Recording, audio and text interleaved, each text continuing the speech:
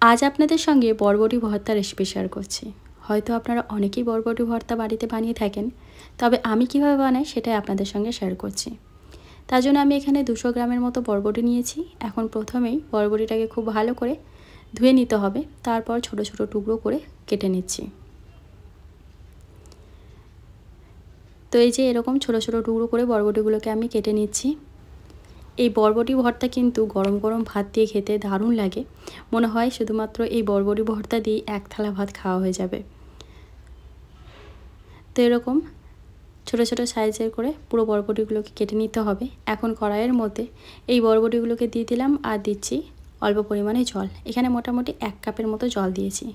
খুব বেশি পরিমাণে জল দেওয়ার কিন্তু দরকার নেই। তো মিডিয়াম ফ্লেমে বরবটিগুলোকে ভালো করে সেদ্ধ করে খুব বেশি পরিমাণে জল দিলে বরবটিগুলো সেদ্ধ হয়ে যাওয়ার পরও কিন্তু কড়াইতে জল থেকে যাবে, সেটা কিন্তু আমরা একদমই হতে দেবো না। কারণ তাতে করে যদি আমরা ওই জলটা ফেলে দিই বরবটিগুলো পাঞ্চে হয়ে যাবে। তার জন্য পরিমাণ মতো জল দিতে হবে, যাতে বরবটি সেদ্ধ করার পর কড়াইতে কোনো জল না থাকে। এই যে দেখতেই পাচ্ছেন একদম শুকনো করে বরবটিগুলোকে সেদ্ধ করে নিতে হবে।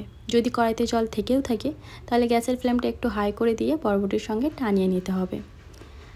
আর এখন আমি কড়াইয়ের মধ্যে সর্ষের তেল দিয়ে কয়েকটা শুকনো লঙ্কা একদম লাল করে ভেজে নিচ্ছি, কারণ শুকনো লঙ্কা ছাড়া কিন্তু কোনো ভর্তাই ভালো লাগে না। তো লঙ্কাগুলোকে লাল করে ভেজে তুলে নিচ্ছি।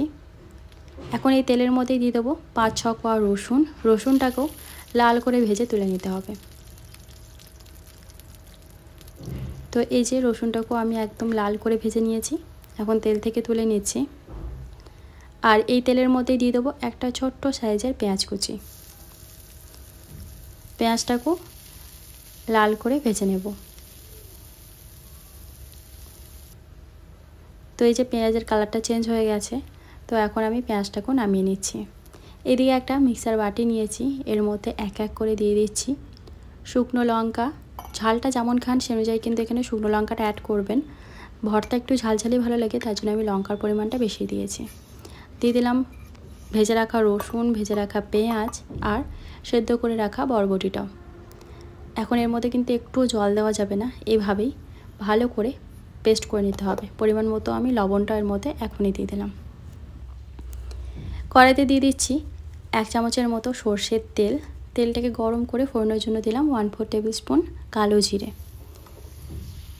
এরপর বেটে রাখা বরবটিটাকেও দিয়ে দিলাম।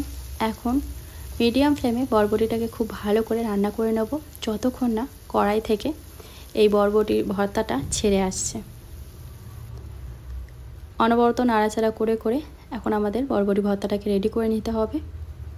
দেখবেন এরকম নাড়াচাড়া করতে করতে নিচে থেকে কিন্তু কড়াই থেকে ছেড়ে আসবে। মাঝে এর মধ্যে অল্প পরিমাণে হলুদ গুঁড়ো আর কাশ্মীরি রেড চিলি পাউডার দিয়ে দিলাম একটু কালারের জন্য। আপনারা যদি পছন্দ না করেন তাহলে দেওয়ার কোনো দরকার নেই।